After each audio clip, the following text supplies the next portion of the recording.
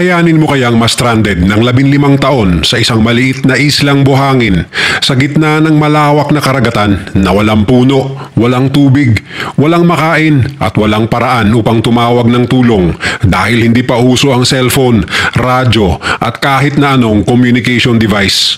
Ang masaklap, ang isla kung saan ikaw ay na-stranded ay napapaligiran pa ng matutulis na coral reef at malalakas na alon na maaaring dumurog sa anumang bangka na magtatangkang sumaklolo sa iyo kung sakaling meron man. Dahil ganyan mismo ang nangyari sa isang grupo ng 80 katao noong 1761 na tinagurian bilang isa sa pinakamalupit at pinakaimposibleng survival story sa kasaysayan. Paano sila napunta doon at paano sila nag-survive ng ganong katagal? Ito ang kanilang nakakabilib na kwento.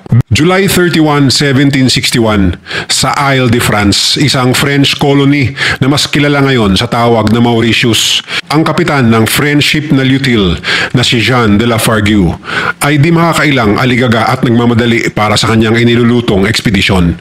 Bagamat isang dalubhasang navigator ang kapitan, tila nakatakda na ang isang malaking trahedya sa kasalukuyan niyang misyon noong una pa lang. Magkaiba ang mga direksyon at impormasyon sa dalawang mapa ng Indian Ocean na kanyang hawak, ngunit hindi ito naging dahilan upang wag matuloy ang kanyang biyahe. Sa isang gabi sa kadiliman ng nasabing karagatan, si Captain John kasama ang kanyang crew ay nilalaban ang lakas ng hangin na umaabot sa 37 kilometers per hour. Bagamat tila kakambal na ng mga maglalayag ang buhay dagat, pinaalala lang ng inang kalikasan kung sino ang tunay na boss.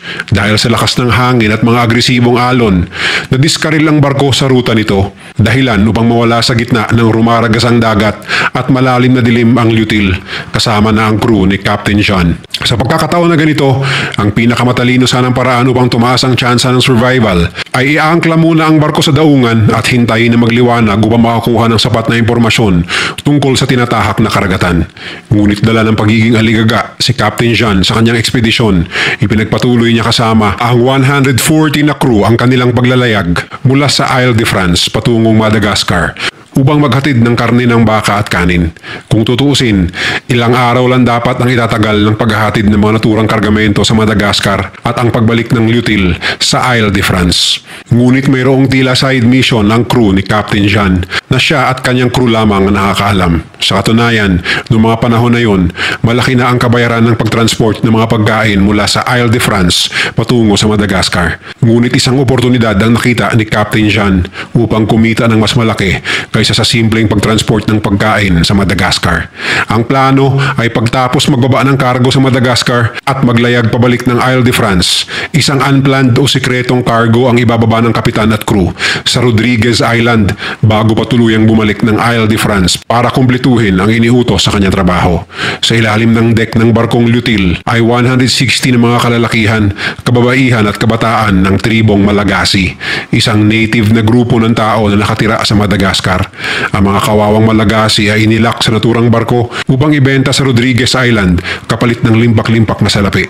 Hindi madali ang ruta ng barko papuntang Rodriguez dahil may layo pa itong 2,000 kilometers mula sa Madagascar at ito marahil ang ikinababalisa ng kapitan kaya gigil na gigil ito sa kanyang ekspedisyon na matapos. Kahit na naisaalang-alang niya hindi lamang ang buhay ng mga Malagasy kundi pati na rin ang buhay mismo ng kanyang crew.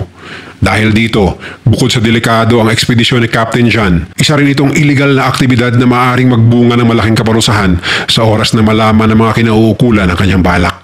Kaya kahit na labis na kadiliman, rumaragas ang alon at lakas ng hangin ang kanyang kinalaban sa kalagitnaan ng karagatan, iniutos pa rin ni Captain John na ipagpatuloy ang kanilang paglalayag upang makuha na niya ang tinuturing niyang gantimpala sa lalong madaling panahon.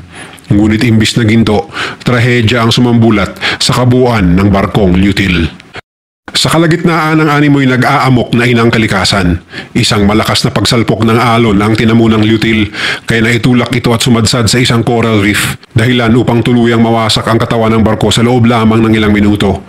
Dahil sa malalaking butas na tinamo nito, mabilis na pumasok ang rumaragasang tubig sa daan-daang Malagasy na nakakulong sa loob. Dahil sa kawalan ng choice, napilitan ng marami sa kanila na lumangoy patungo mismo sa butas ng barko para isalba ang kanilang mga sarili at kanilang mga katribo. Ganito rin ang nasa isip ng kabuuan ng crew ni Captain John. Ang isalba ang sarili patungo sa isang maliit na isla sa hindi kalayuan sa kalagitnaan ng kawalan sa Indian Ocean. Bagamat tila isang milagro at safe haven ang naturang isla, 18 sa kanilang mga kasamahan ang nilamon ng malalaking alon at hindi na nila nakitang muli. Sa pagsikat ng araw mula sa orihinal na bilang, 120 na lamang mula sa hanay ng crew ni Captain John at halos 80 na mga Malagasy ang natira mula sa kanilang sinapit na trahedya. At bagamat pawang nakaligtas mula sa tiyak na kapahamakan sa pagkasira ng Lutile, isang tiyak ngunit dahan-dahan naman na trahedya ang dapat nilang harapin mula sa puntong iyon. At yun ay ang pag-survive sa mismong peraso ng isla na kanilang kinatatayuan na Tromelin Island o tinatawag pa noon na Isle of Sand.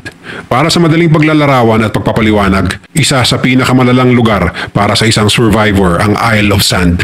Ang naturang lugar ay nadiskubre ng France noong 1720s na may layong 480 kilometers mula sa Reunion Island at 450 kilometers naman mula sa silangan ng Madagascar. Sa madaling salita, literal na nasa gitna ng kawalan ang Isle of Sand. Ang kabuuang sukat naman nito ay 1 square kilometer o sa paghahambing, singlaki lamang ng isang maliit na barangay. At para mas palalain ang sitwasyon, mula sa kanyang pangalan, literal na isla ng buhangin ng Isle of Sand. Bukod sa mga maliliit na patsi-patsi na mga halaman, walang ni isang puno ang makikita sa isla. Wala ring mga hayop na posibleng makain bukod sa mangilan-ngilang sea turtles at mga ibon na lumalapag sa isla na yon. Isa ring malaking banta sa survival ng mga taong na stranded sa Isle of Sand ang temperatura ng naturang lugar.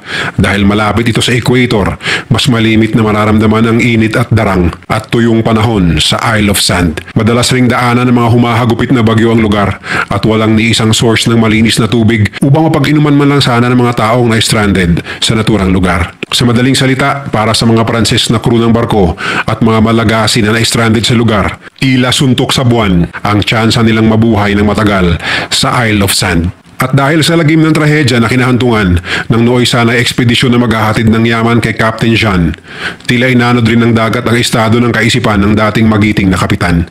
Ayon sa kanyang mga kasamahan, sa pagdaan ng bawat araw, nagiging mas agresibo, mainitin ang ulo at minsan ay nagsasalita na mag-isa si Captain John.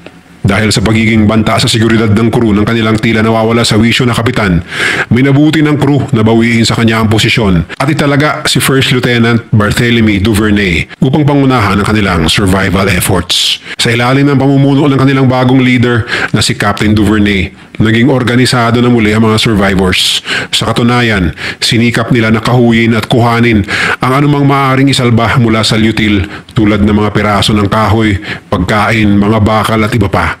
Bagamat mayroon na silang supplies, sadyang hindi pantay-pantay ang makukuhang rasyon ng mga survivors. Partikular na ang mga i-smuggle sana nilang mga Malagasy. Sa katunayan, 8 agad ang nalaga sa kanilang bilang dala ng dehydration sa unang linggo pa lamang ng kanilang pagiging stranded sa Isle of Sand. Hindi lamang sa rasyon makikita ang hindi na pantay na pagtrato ng mga Pranses noon sa mga Malagasy. Literal na mayroong boundary ang Isle of Sand na naghihiwalay sa kanila, na puwersa ang mga Malagasy na magkampo sa kabilang dulo ng isla malayo sa mga supplies at mga kasamahan nilang stranded na Pranses. Ganun pa man, sama-sama ang mga survivors sa paggawa ng kanilang tila Noah's Ark mula sa mga supplies na kanilang pinagtagpi-tagpi mula sa Lutile. Nakagawa sila ng panibagong sasakyang pandagat na pinangalanan nilang The Providence, 2 buwan mula nang sila ay na-stranded sa Isle of Sand. At dito nagsimula ang tila mas matinding kalbaryo para sa mga Malagasy. Matapos na tulungan ng mga Pranses na buuin ang The Providence, iniwan naman sila ng kanilang mga kasamahan noong September 27, 1961, kapalit ang isang pangako na babalikan sila ng mga ito upang i-rescue sa pamamagitan ng mas malaki at matatag na barko.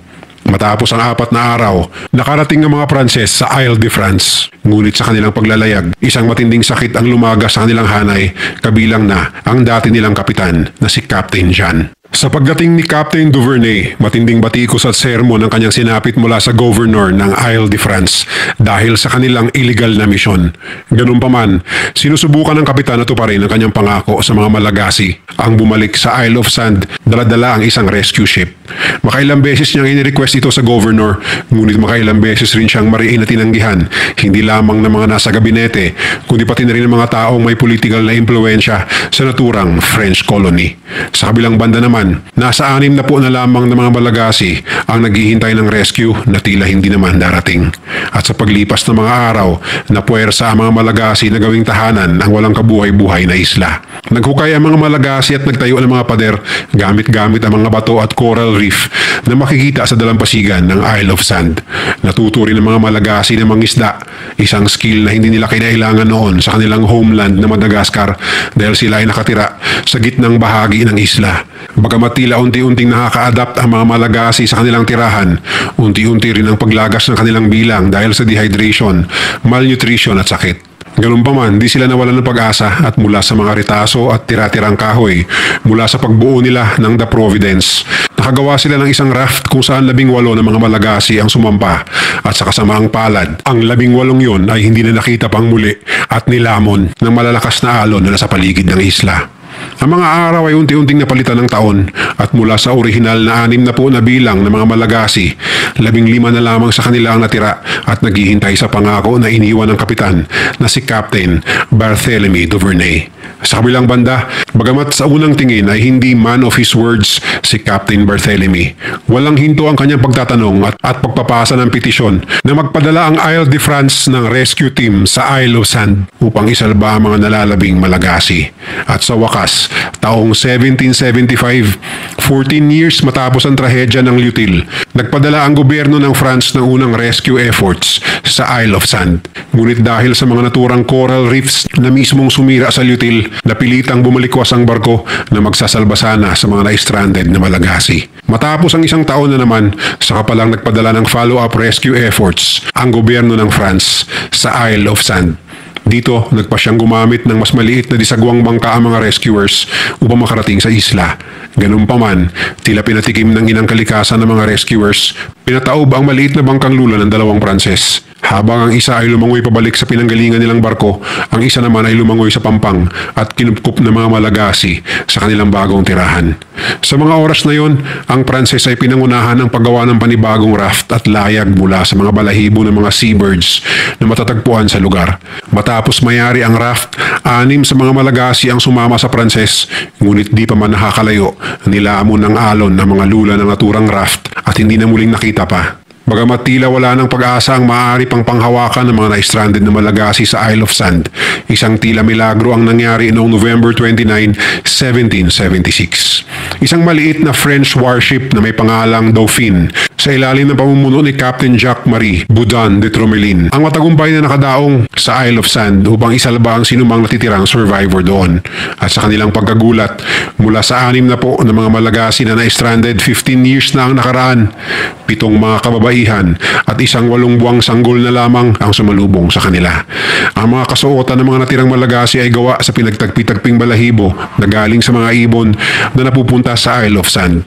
Nakita rin ng mga rescuers sa mga maliliit na gusaling bato na gawa ng mga Malagasy upang magsilbing tirahan at imbakan ng kanilang mga pagkain na nakakalat sa kabuuan ng isla. At matapos nga ng 15 taon na kalbaryo, inihatid na ng barkong Dauphine at ni Captain Tromelin ang 7 kababaihang Malagasy kasama ang 8 buwang sanggol sa bago nilang tahanan, ang Isle de France o Mauritius, kung saan agaran silang idineklarang mga citizens ng bansang France. Sa kabutihang palad, isang mabuting governor ang namumuno noon sa Isle de France. At agad na pinatira ang sanggol kasama ang nanay at lola nito sa mansyon mismo ng governor. At para naman sa kanyang matagumpay na pag-rescue sa mga Malagasy, pinalitan ang pangalan ng Isle of Sand bilang Tromelin Island, sunod sa pangalan ng kapitan ng naturang ekspedisyon.